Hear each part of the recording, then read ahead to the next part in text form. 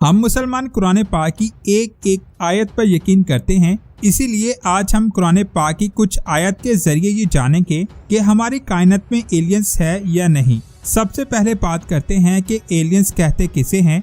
एक आदमी पाकिस्तान में रहता है, उसे पाकिस्तानी कहा जाएगा।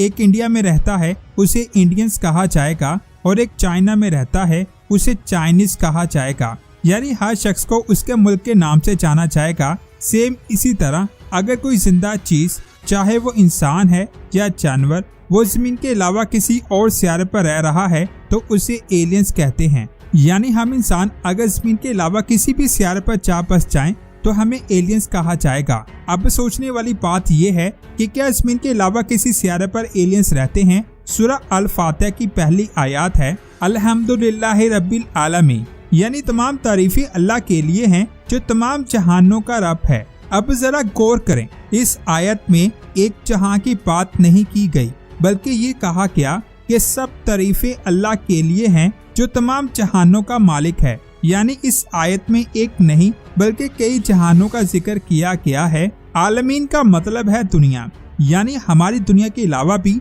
और भी बहुत सारी दुनिया मौजूद हैं। अगर हम रब्बुल आलमीन को इंग्लिश में लिखें, लॉर्ड ऑफ द वर्ल्ड्स, यहाँ तो एक वर्ड नहीं बल्कि वर्ड्स हैं। इस आयत में साफ साफ हवाला दिया गया है कि हमारे अलावा भी बहुत से जहां मौजूद हैं और रोज़े अज़ल से ही अल्लाह ये फरमा रहा है कि तुम लोग इस कायनात में अकेले नहीं पैदा किए गए, तुम्हारे अलावा भी तुम जैसा कोई पैदा किया गया है। जैसे कि सूरह अल शुरा की आयत नंबर 29 में अल्लाह ताला इरशाद फरमाते हैं, उसने जमीन और आसमानों में अपनी मखलूक को फैला दिया और अगर वो चाहे तो इनको आपस में भी मिला सकता है। हमारी कायनात में टोटल 7 आसमान हैं। अभी तक पहले आसमान को ही नहीं डिस्कवर किया गया कि वो कितना बड़ा है। क्या हमारी कायनात ही पहला आसमान है या हमारी कायनात जैसी कोई और कायनातें मिलकर इस आसमान को बनाती हैं, हमें कुछ नहीं पता। लेकिन अल्लाह ताला फरमाता है कि उसने जमीन और आसमानों में अपनी मखलूक को फैला दिया,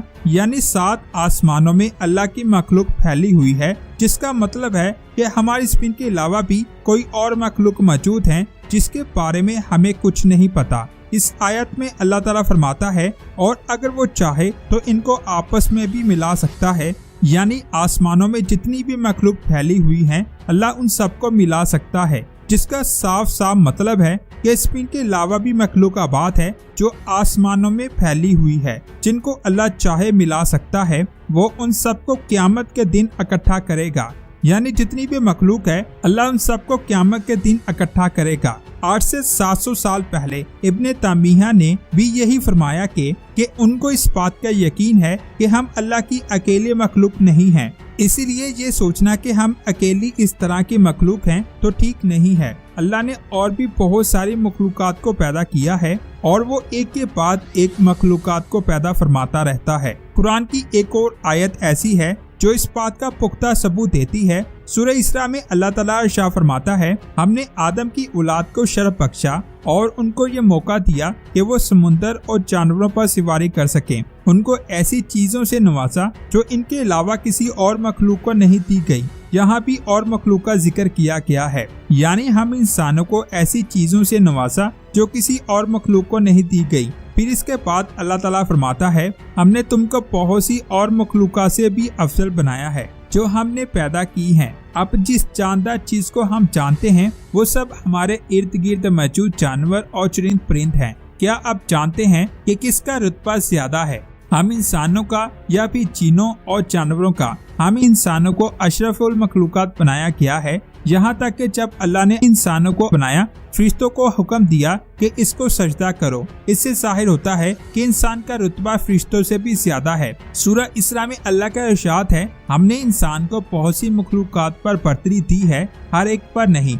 यानी ऐसी कोई ना कोई मखलूक जरूर है जिसको इंसान पर फजीलियत दी गई है और उसको वो कुछ दिया गया जो हमारे पास नहीं है। हमें यकीन है क्योंकि कुरान का एक एक हरफ हक और सच है। अल्लाह ताला ने कहीं भी क्लियर अल्फाज में दूसरी मखलूक का जिक्र नहीं किया, लेकिन इंसान की सोच पूछ के लिए कुरान में जगह जगह इस बात के सबूत दिए कि कोई ना कोई तो है। अब यहाँ एक और सवाल आता है, क्या हमारे बाद भी किसी को पैदा किया जाएगा, और क्या मुसलमानों का एलियंस के बारे में कोई अकीदा है या नहीं। बहुत से स्कॉलर्स जिनमें इब्ने तैमिया भी शामिल हैं, इन सब का यकीन है कि अल्लाह ने कोई और जिंदगी पैदा की है, क्योंकि अल्लाह अल खालिक है। खालिक का मतलब है वो जो एक के बाद एक मखलूक को पैदा करने वाला है। ये बात आप सब जानते हैं कि हम आखिरी उम्मत हैं, हमारे पास ना कोई नबी आएगा और ना ही कोई और उम्मत, और हमारा ये अकीदा है कि एक दिन क़यामत आएगी और सब कुछ फना हो जाएगा। तो दोस्तों, क्या जब सब कुछ फना हो जाएगा